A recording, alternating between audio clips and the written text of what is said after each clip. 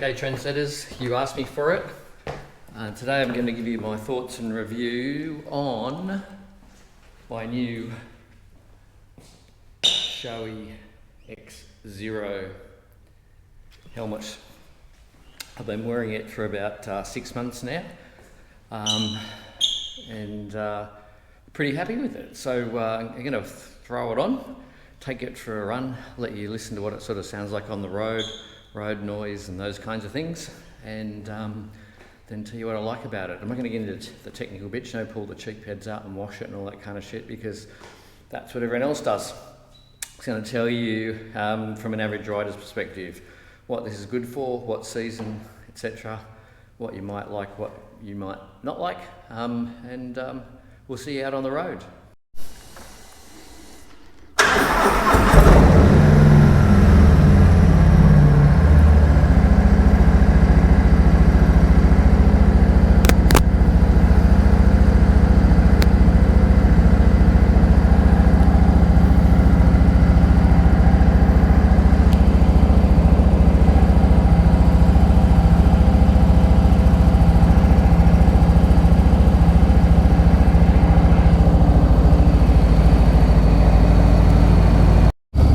Okay everybody, the new Shoei helmet.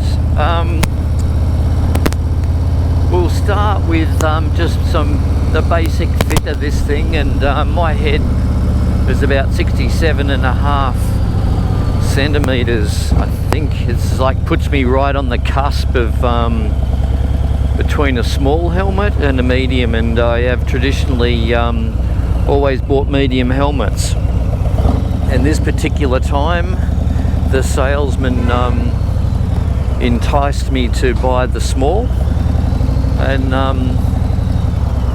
it's been good. I've got to say the sizing is good. I think people call these intermediate oval, and it's a snug fit. It's but not too tight. So it's like wearing a full face helmet, but you feel like you've got an open face on. So this, the opening in the front here,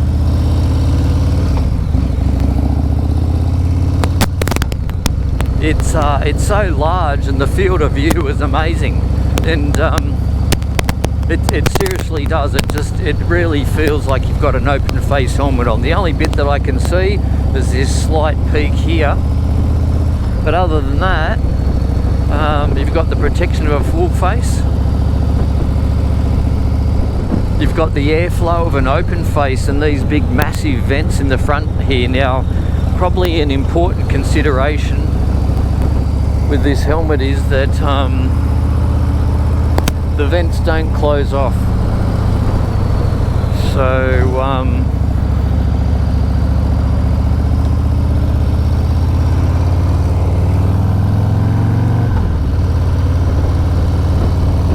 it's not going to be a winter helmet, that's for sure.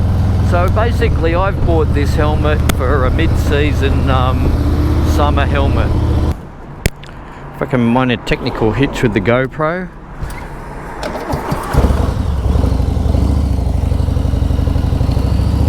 Okay, so where was I?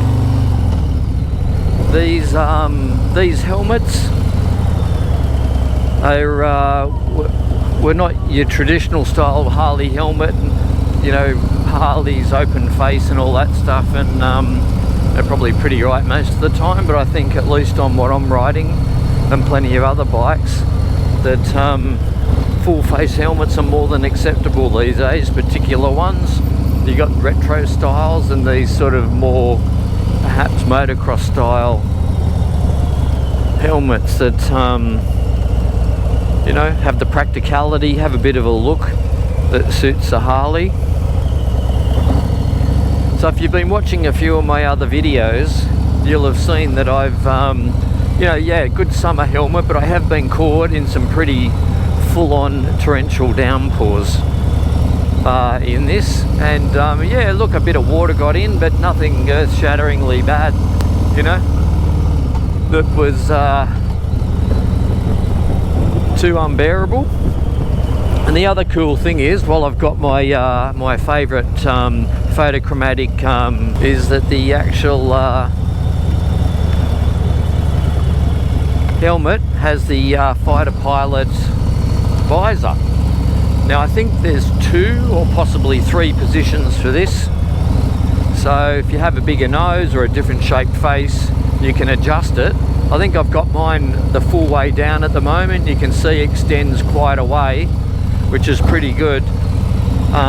You know, when you get up over higher speeds, just sometimes it's nice.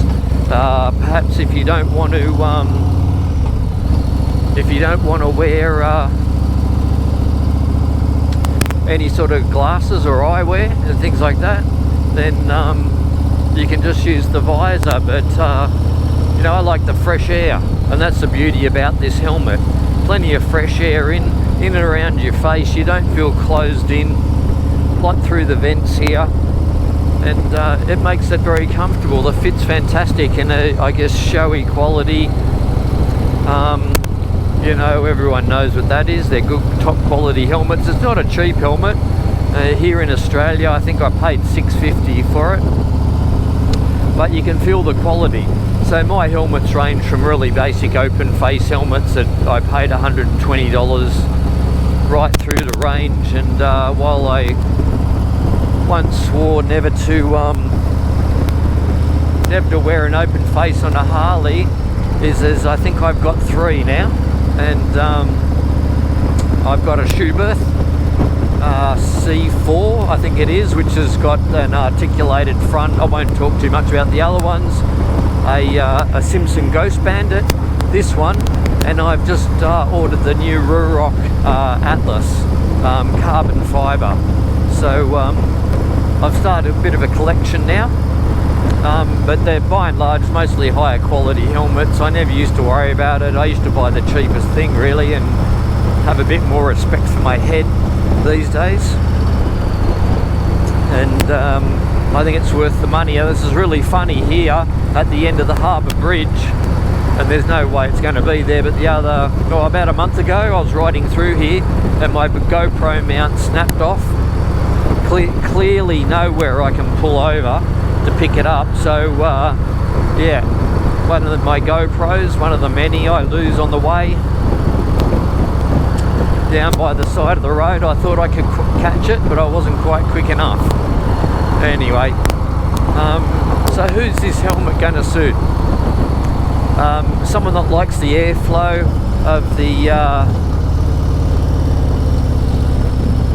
of an open face and wants the protection of a full face, really. That's pretty much it. Someone that doesn't want to feel too enclosed, likes the advantage of the visor, and wants a high quality helmet. But you got to be prepared to stump up the bucks. Just going past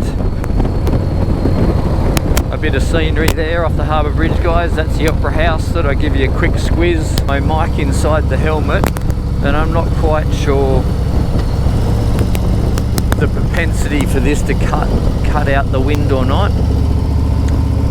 So we'll see when I get back on the editing table. But is it going to be an ideal vlogging helmet? I highly doubt it. Yeah, so the helmet feels pretty aerodynamic. I reckon that adds 2 horsepower to the speed of the bike, cutting down the drag coefficient. But as I was saying, is it an ideal vlogger's helmet? Probably not. I'm not even quite sure how well this is going to be coming out. But it's in broad terms probably a relatively quiet helmet as well. So if you're wearing an open face at the moment and you put this on, you'd probably say it's pretty quiet. Is it as quiet as a fully enclosed top-end full-face helmet? Well, clearly it's not. So I guess really it's just a matter of how you slice and dice this and what you want to compare it against. But mid-range in all of those areas, pretty quiet, cuts down the wind, sensational airflow, and a great fit. You can tell the quality of the materials, its comfort, nothing pinching or protruding out. And all, although I've got to say at the moment it's probably my favourite helmet. Clearly, as I said, not for winter, but it's my go-to helmet at the moment as long as the weather permits. So I hope that's been helpful for everyone. It's good for me to get out on the bike today. I needed a little bit of wind therapy. No, I hate saying that. Fucking wind therapy. I know what it means, but where the hell did that come from? Anyway, it's good to be out on the bike and just have a bit of a de-stress. I like it. I've been in the traffic a bit. It doesn't really matter because every time I'm out on the scooter, I really enjoy it.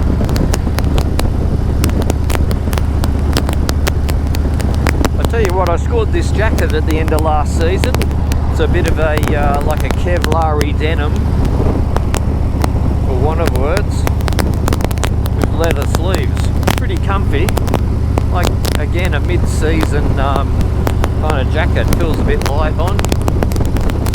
Offers you a bit of protection and not as good as a full leather, full grain, full leather jacket, but pretty nice actually. I don't think it was that expensive either. $300 or something maybe. And I'll talk to you all soon.